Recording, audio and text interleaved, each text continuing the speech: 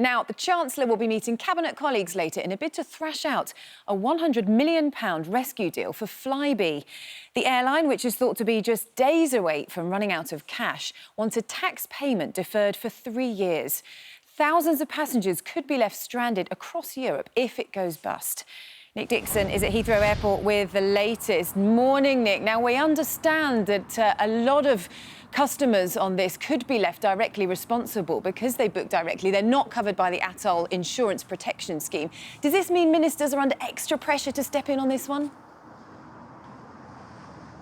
Yeah, absolutely, Charlotte. Morning to you. There's an awful lot at stake here for passengers, for the staff, for the airline. So what they're going to be doing today, the airline and the government, are working towards effectively a sort of creative way, if you like, of changing the tax rules, not just for Flybe, but for all domestic airlines. This would have to be an industry-wide change if it happened, allowing them to defer this tax bill, which seems to be the main issue regarding the finances, just to give Flybe a wee bit of breathing space, keep them operational during the very tricky winter months. Because remember, thousands of passengers absolutely depend on this airline to get them to regional airports in the UK, but also throughout Europe as well. They have destinations like Spain, Italy, Germany as well. So an awful lot of passengers are going to be looking at their insurance documentation right now, and perhaps even working out perhaps if they have a plan B option if the worst does happen.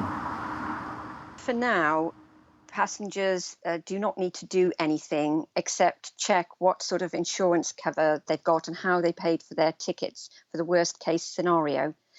But they should be aware that there is a possibility that the airline might fold, in which case they could be stranded.